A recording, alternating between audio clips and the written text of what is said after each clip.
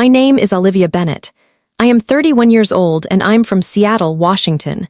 For 5 years, I prayed, cried, and hoped for one thing, a baby.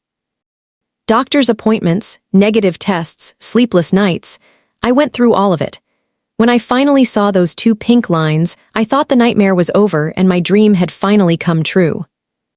But I had no idea that the moment I became the happiest woman in the world, I was also stepping straight into the most terrifying secret of my marriage. Have you ever waited years for a miracle, only to realize the person closest to you might be hiding the darkest truth?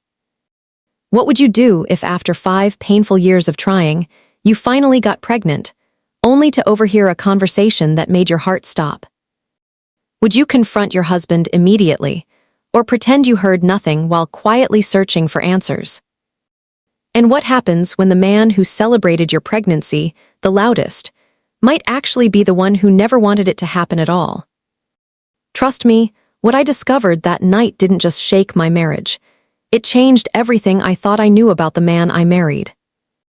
If you've never struggled with infertility, it's hard to explain what those years feel like. From the outside, people see a normal couple, 2 people with stable jobs, a nice apartment, weekend dinners with friends.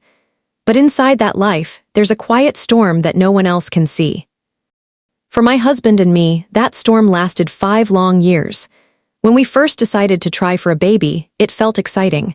We were optimistic, even playful about it. We talked about baby names while cooking dinner. We imagined what our child might look like, his dark hair, maybe my green eyes. Back then, everything felt possible. The first few months passed quickly. Every time my period was late by even a day, my heart would start racing with hope. I'd take a pregnancy test early in the morning while the house was still quiet. Those 2 pink lines never appeared, but I told myself it was normal. Everyone says it can take time. 6 months passed, then a year. Slowly, excitement turned into anxiety. Every month became the same painful cycle. Hope would build during the 2 weeks after ovulation. I'd start noticing every tiny change in my body. Was I more tired? Was that nausea? Could this be it? Then the pregnancy test would come back negative. Every single time. At first, I tried to keep my disappointment to myself. I didn't want to put pressure on my husband. But after a while, the sadness started creeping into everything. Baby showers became unbearable. Scrolling through social media felt like emotional torture. Another friend announcing a pregnancy. Another smiling ultrasound photo. Another caption about unexpected blessings. Meanwhile, I was counting days, tracking cycles, and wondering what was wrong with me. After about 18 months, we finally decided to see a fertility specialist. I remember sitting in the waiting room surrounded by couples who looked just as nervous as we did. No one spoke much. You could almost feel the quiet desperation in the air. The tests began soon after. Blood work, hormone panels, ultrasounds. Endless appointments that slowly turned our hopeful dream into something clinical and exhausting. Each time the doctor walked into the room, my heart would pound in my chest. Sometimes the news was neutral. Sometimes it felt like another door quietly closing. Through it all, my husband seemed supportive. He came to appointments when he could, held my hand during the difficult conversations, and told me over and over that we were in this together. But even with his support, the emotional toll was heavy. Infertility has a way of making you question yourself. I started wondering if my body had somehow failed at the one thing it was supposed to do. I blamed myself for things that probably had nothing to do with it. Stress, work hours, even the coffee I drank in the mornings. There were nights when I cried quietly in the bathroom so my husband wouldn't hear me. Other nights, we barely talked about it at all. The topic had become so painful that silence felt easier. By the 4th year, the process felt less like hope and more like endurance. We tried medications. We tried new doctors. We tried every piece of advice people casually offered as if it were simple. Just relax. Stop trying so hard. It'll happen when the time is right. Those words never helped. But somehow we kept going. Then, in the 5th year, something unexpected happened. It was a quiet Tuesday morning, nothing special about it. I I almost didn't take the test because I had already convinced myself the result would be the same as always. But something inside me whispered, just check. I remember staring at the test in disbelief. 2 pink lines, clear, bright, real.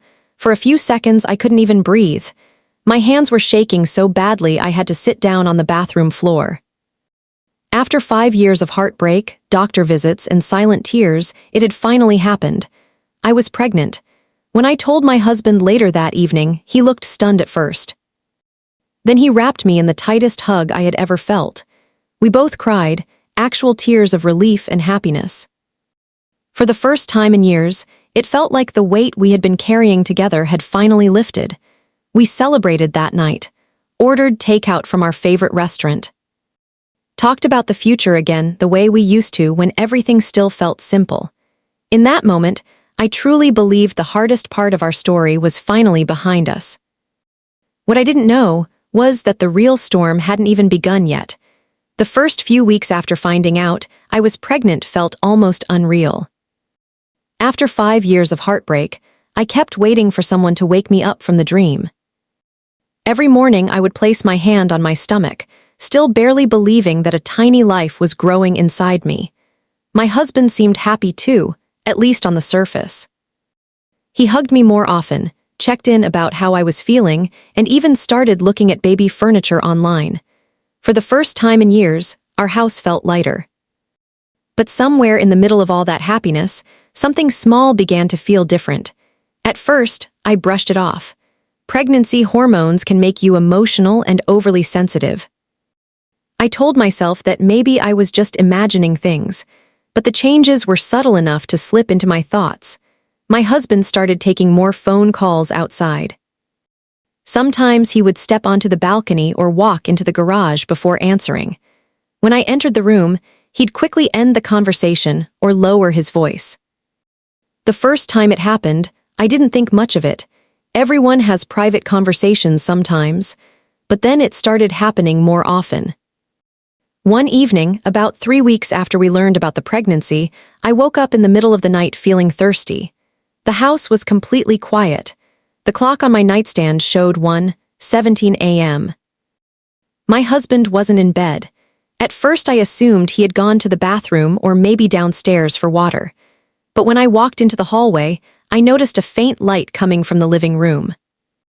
I padded quietly toward it. That's when I heard his voice. He was on the phone. His tone was low and tense, the kind of voice someone uses when they don't want to be overheard.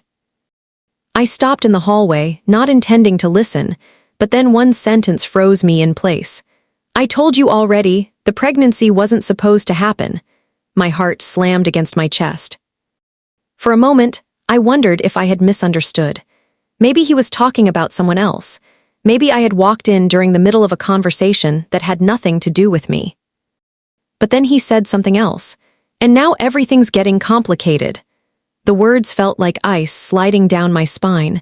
I stood completely still in the dark hallway, barely breathing. My mind started racing with 1,000 different explanations. Who was he talking to? What did he mean the pregnancy wasn't supposed to happen? The man I married had spent years going through fertility appointments with me. He had held my hand during doctor visits. He had celebrated with me when we saw those 2 pink lines. So why would he say something like that? My stomach twisted with confusion. From the living room, I heard him sigh heavily. "No, she doesn't know anything," he said quietly. "And she can't find out." My chest tightened. Now my thoughts were spinning out of control.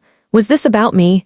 Was this about the baby? Or was there some other situation I didn't understand yet? I took a small step closer, trying to hear more clearly, but the wooden floor creaked beneath my foot. The sound was soft, but in the silence of the house, it was loud enough. My husband's voice immediately stopped. For a second, there was complete silence. Then I heard him say quickly into the phone, "I'll call you tomorrow." The call ended. Panic flashed through me. I hurried into the kitchen and grabbed a glass from the cabinet, pretending I had just come down for water.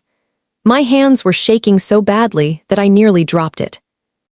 A few seconds later, he walked into the kitchen. His expression looked slightly startled when he saw me. "Oh, you're awake," he said. "Yeah," I replied casually, trying to sound normal. Just thirsty. For a moment, we stood there in awkward silence. I studied his face carefully. Who were you talking to this late? I asked, keeping my tone light. He hesitated just for a split second. Work, he said quickly. One of the guys from the office. Something in his answer didn't sit right with me. After 5 years of marriage, you learn how to read the small details in someone's voice, the hesitation, the subtle shift in their eyes. And in that moment, something felt off. But I didn't push further, not yet. Instead, I nodded and took a sip of water. We went back to bed a few minutes later, but sleep never came back to me. I lay there staring at the ceiling while my husband slept beside me. His breathing was calm and steady, but inside my mind, one sentence kept echoing over and over again. The pregnancy wasn't supposed to happen, and for the first time since seeing those 2 pink lines, fear quietly began replacing my happiness. After that night, something inside me changed. On the outside, nothing about our life looked different. I still went to work, still went to my prenatal appointments, still smiled when friends asked how the pregnancy was going. But internally, my mind had shifted into a quiet state of alert. Once you hear something you weren't supposed to hear, it's impossible to pretend you didn't. The sentence kept replaying in my mind like a broken record. The pregnancy wasn't supposed to happen. Every time I remembered those words, my chest tightened.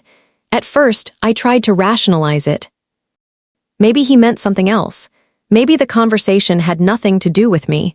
Maybe I had misunderstood the context.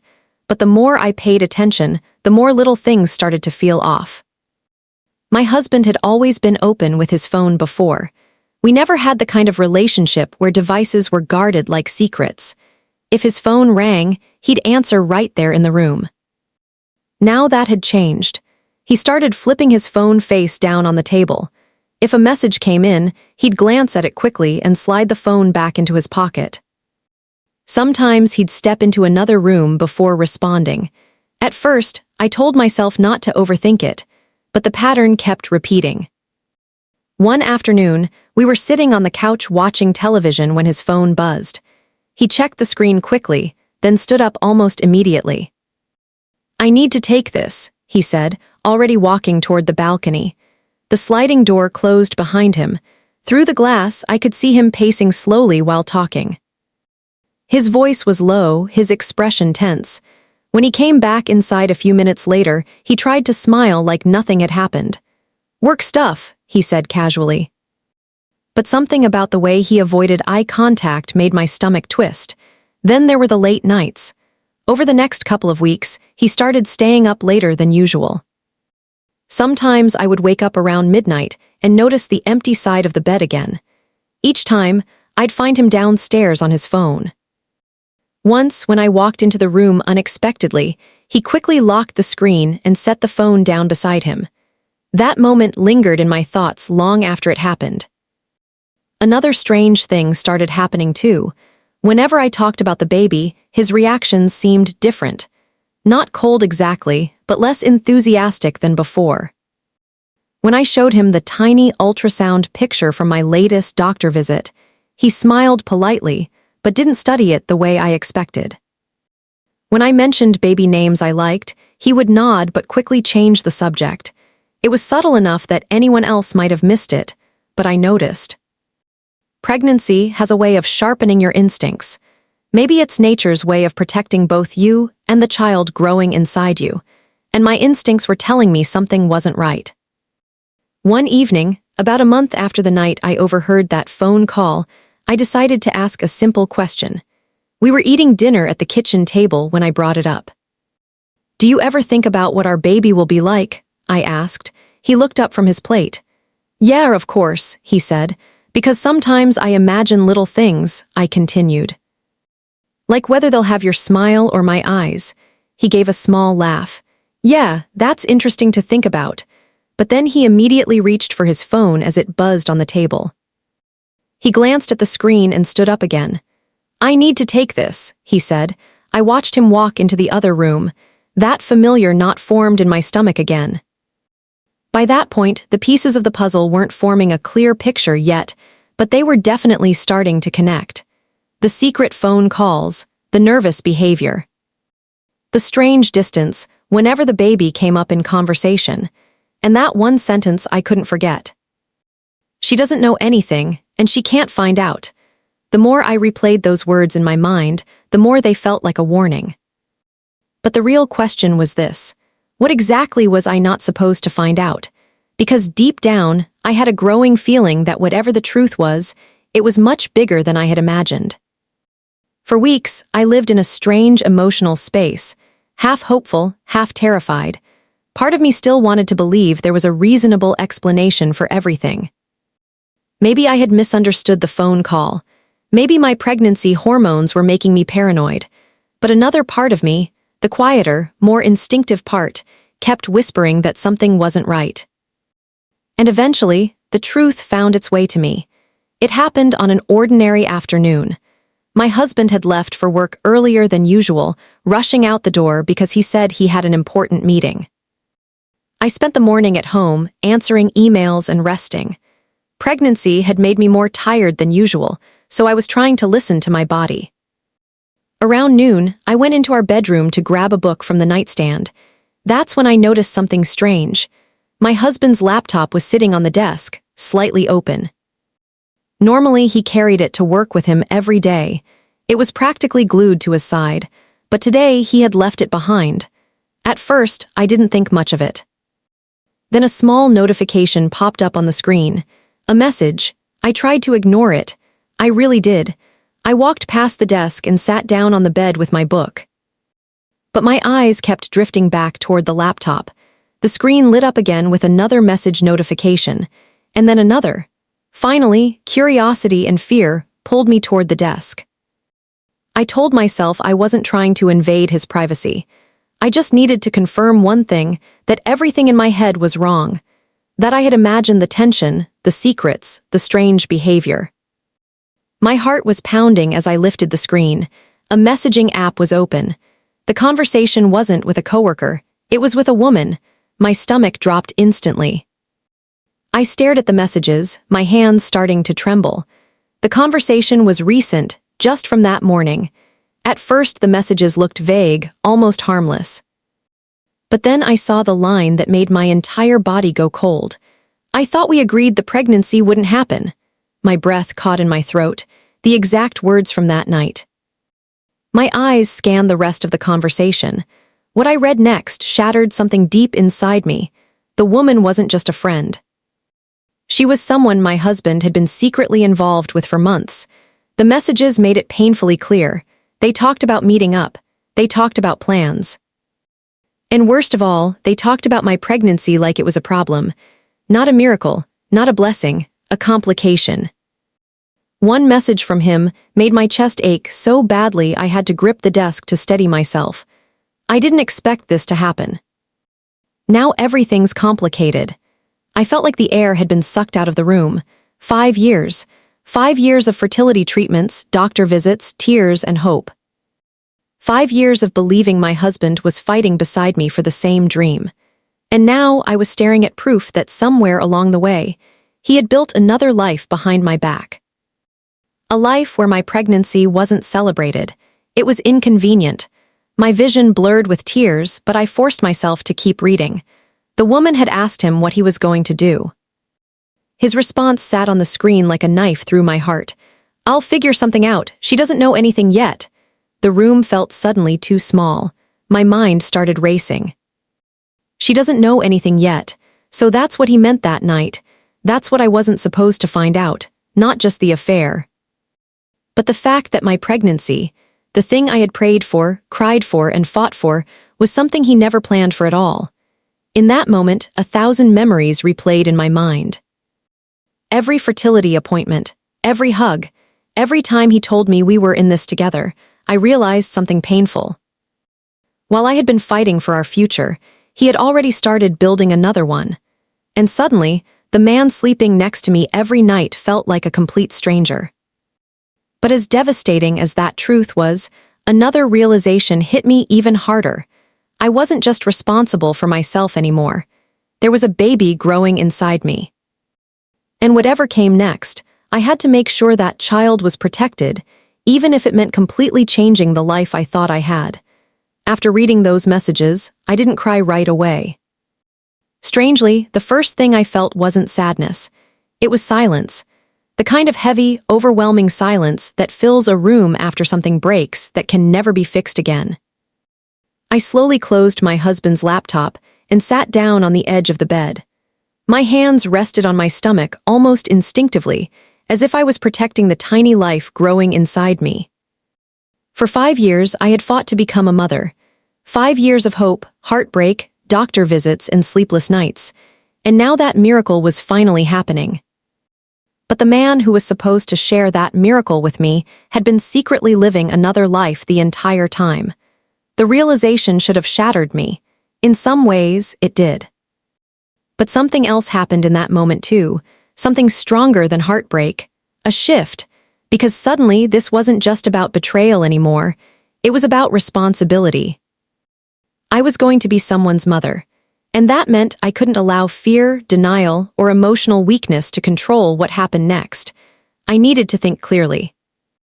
So instead of confronting him immediately, I did something that surprised even me. I stayed quiet. That evening when my husband came home, I greeted him the same way I always did. I asked him how his day went. I cooked dinner. We talked about normal things like grocery lists and weekend plans. If he noticed anything different about me, he didn't show it. And that told me something important. He truly believed I knew nothing.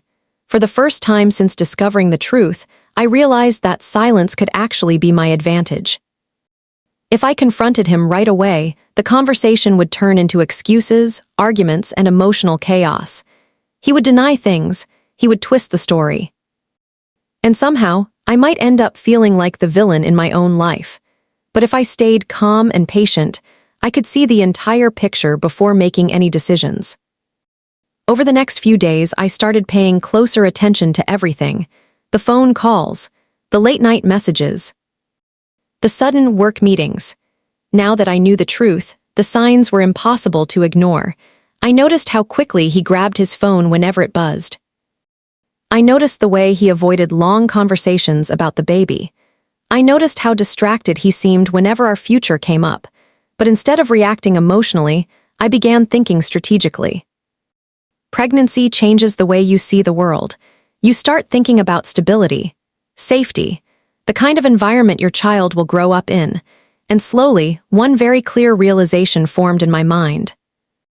No matter what happened between my husband and me, my child deserved a stable, honest life.